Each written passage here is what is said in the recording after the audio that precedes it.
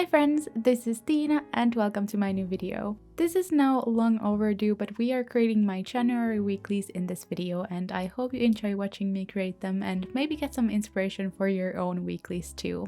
At least I tried to create something different and I'm excited to use these spreads in the upcoming weeks. If you didn't see my January plan with me video yet, I will link it in the cards and in the description below if you want to see some more wintry scenes and cute villages. So we are starting with a simple weekly spread. It's in fact the simplest one I've ever made in any of my bullet journals. I had sketched another layout, but I just wasn't really feeling it, so I just used some craft paper and old book page looking paper and glued them in and drew some boxes for the dailies. So yeah, this is the first time ever that I'm not including any paintings or drawings in my weeklies, and that's just so wild to think that I've made really time-consuming and decorative weeklies for over 2 years now, never skipping one week, and this is just the first time I'm making it more simple. So like I said before, I used this light colored brown paper I got with a flower bouquet and saved to use in my notebook, and I also used this old book page looking paper. I actually just googled old book page and printed one that was good quality, so you don't have to have any fancy stationery to create this spread. First I wanted to make a full border with the pages, but I ended up just layering the papers on top and bottom of the spread, gluing the old book page below the craft paper. I wanted to use these long strips of the paper, so I had to glue the book page kind of the wrong way, but I think it looks okay like this too. I used this Scotch glue stick to glue them in. I would have normally used a glue tape roller, but I just recently ran out of the tape and haven't yet remembered to buy a new one.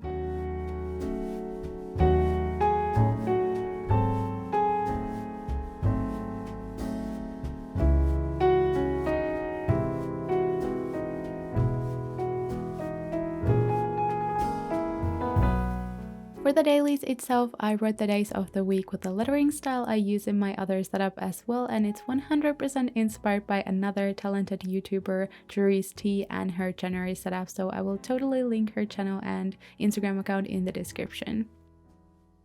I made these long boxes for my dailies. I don't think this is my favorite weekly layout to writing because I prefer to have more space horizontally. I know many prefer vertical weeklies, but I always journal in my weeklies, so I usually prefer more squared or horizontal boxes. I still like experimenting with my layout, so I like trying out different ones each month just to keep myself constantly inspired and motivated.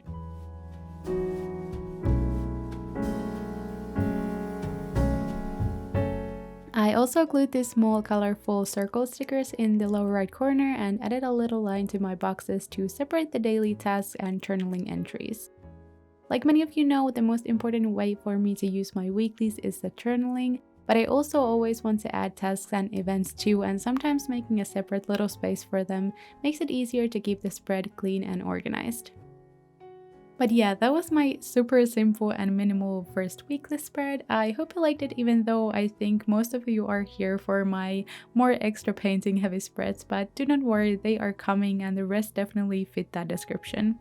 But let's go to the next weekly spread. If you've followed me for a little while, you've seen this layout many times before. This is such a fun weekly and it works with so many different bullet journal themes, and you could arrange your boxes however you want and add as many dailies as you want by maybe taking one painting out and making the boxes smaller. So the spread has 7 daily boxes and 4 of them has been drawn with a fine liner, and for the 3 of them I glued in a piece of craft paper. I tried to space them out nicely and not add, for example, 2 craft paper boxes next to each other so it would look nice and balanced. I wrote the days on top with a big font size and made a small calendar in the left side of the page.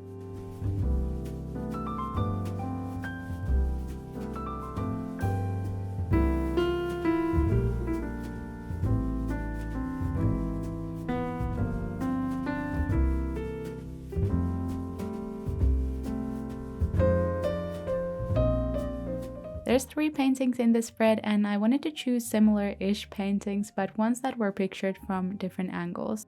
You could easily just choose one scene or one perspective and paint all the buildings like that. For example, I thought the style I used for my January calendar would work perfectly with this layout if you don't want to paint all the pictures from different angles or come up with different paintings. For the first painting, I chose this one where you can see the edges of some buildings in the front and some buildings are in the back and you can see them more. First, I just did the base color for each building, and as in my January setup in general, I chose really cozy natural tones of brown, orange and beige, and tried to always add some darker tones as well as lighter ones to create some more contrast to the painting. I added some small shadows by making the top of the building below the roof a tiny bit darker, and I also darkened the edges of the buildings on the left side. Even though I worked quite long on these paintings and added some details, I still wanted to keep my paintings in my theme pretty simple. For example, the windows and door frames in each painting are just painted with one color without any shadows or anything like that. I mostly used black or dark brown to paint the window frames or painted the inside of the window frame black, leaving the frames white. I would say the bigger buildings you paint, the more details you might want to add because you will see the empty spots way better. Obviously, you could also just leave all the details out and not add any extra colors or shadows, and then you obviously don't need to worry about it at all. You might notice, but I ended up changing my background for this video. I bought a couple of new DC Fix foils that I always use for my backgrounds, and I wanted to change it up a bit with a more neutral toned wood pattern, but I don't actually like this too much and I might just be going back to what I used before. Due to my lighting struggles, in my opinion, this is a bit too warm toned and it doesn't really work perfectly for me. I swear, coming up with perfect background is hard, especially because lightings change and it always looks different in each situation. I used Winsor And Newton Cotman watercolors throughout this theme, and I will list all of my used products and exact colors in the description down below. For the boxes, I used 08 Pigma Micron fine liner, and for all of my headers, I used it in size 02. As always, for the small details in my paintings, I use my Arteza detail brushes. I also have my 10% off affiliate discount code Tiina10 for Archer and Olive. I'm getting a small commission every time you're using my affiliate code or link. I'm using their notebook and acrylographs in this theme, and all the links are in the caption of this video. I painted some of the insides of the windows yellow to make it look like the lights are on inside. I think that also made the paintings look more cozy.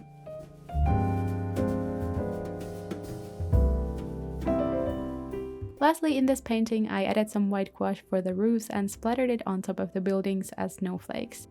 That's pretty much all I did to add that snowy and wintry effect. Like I said in my last video, it felt hard to get that wintry look without adding any kind of landscape behind the buildings, but adding just a tiny bit of gouache helped me to get there. Next, I worked on a small painting on the left page and just painted some buildings pictured from the front. In this painting, the houses were a lot smaller, so I tried to work on this painting pretty fast and left the details a bit more messy and simple. For the building on the left, I painted the upper level of the house darker and lower level with a lighter color, and I think this is such an easy way to make your painting more interesting without really doing much. I did add some lines on top to make it look like it's wooden. I'm starting to actually work on my painting tutorial videos I was talking about way back, so if you have some really specific landscapes or things you would like to learn to paint, leave them down below and I will try to keep those in mind when I start to film more videos in the beginning of the year. Also, if you have any other video recommendations for me, maybe some bullet journaling or art related ones, feel free to always leave them in the comments or send me a DM on Instagram.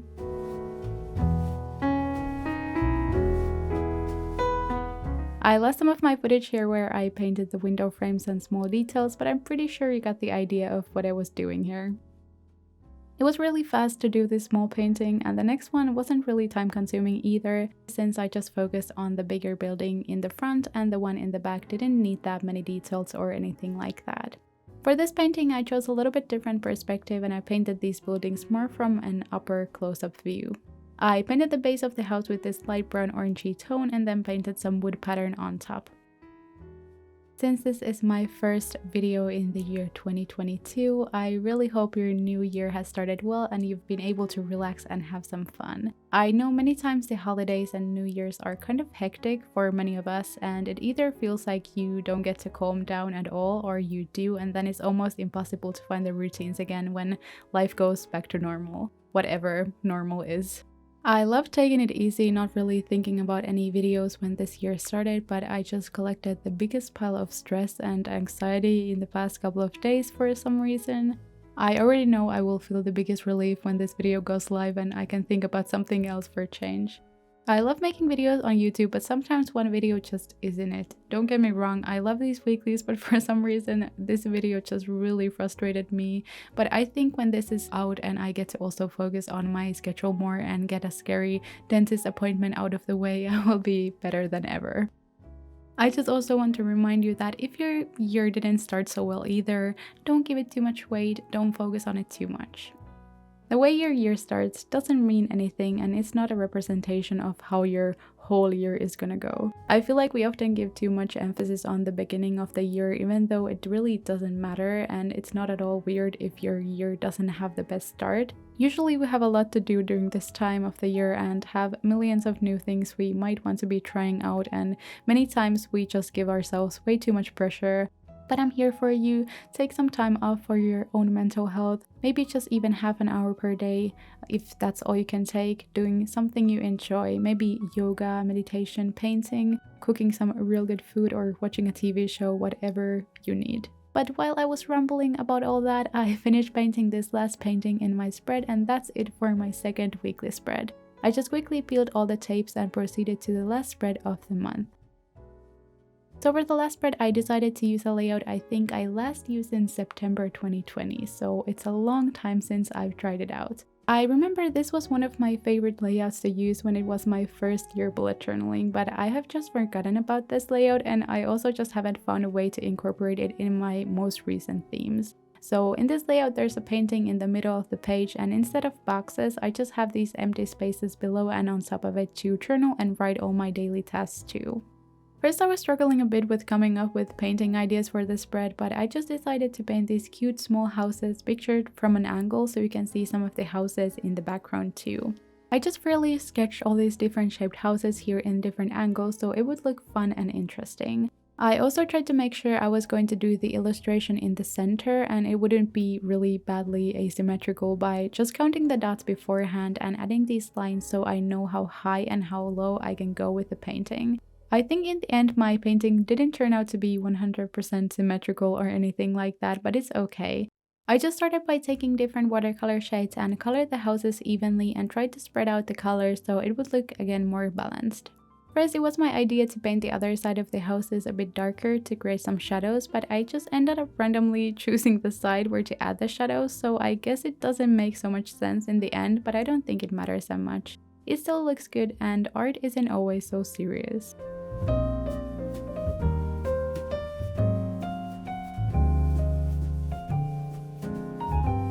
By the way, if you haven't followed me on Instagram yet, make sure to do so if you like my content here.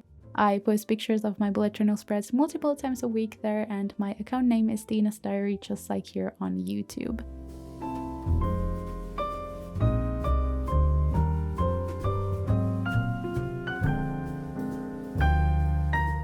I added some shadows by also darkening the wall just below the roof, and I think that already made a big difference and made it look way better.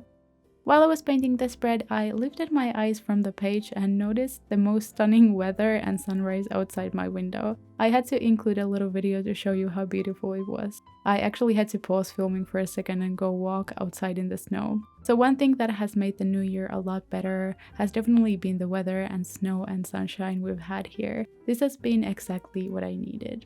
But back to the painting, I just continued adding some small details and also started painting the windows and roofs with my black watercolor. If you want to make this painting a little faster, I would suggest using a black fine liner for all the small window frames.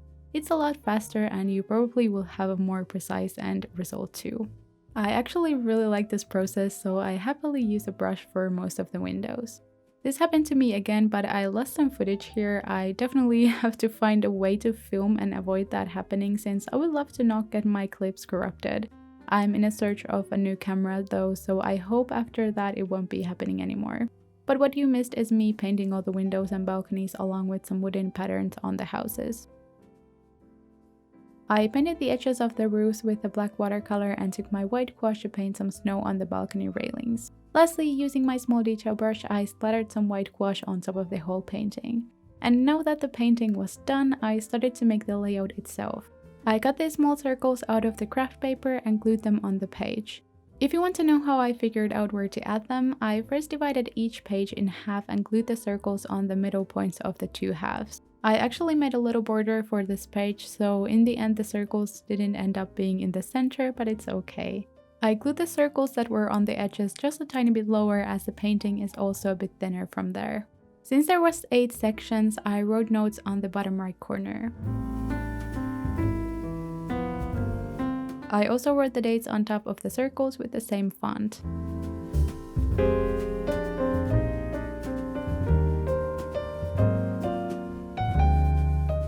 I added the days of the week along the edges of the circles and made a little line from the dailies to the painting.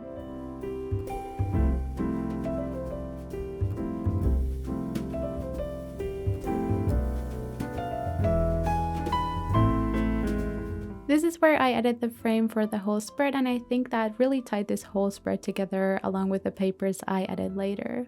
I made these rounded corners for the borders too. It gives the spread a bit softer look in my opinion. The last step was layering some of the papers on top of each other in the bottom right corner inside the border.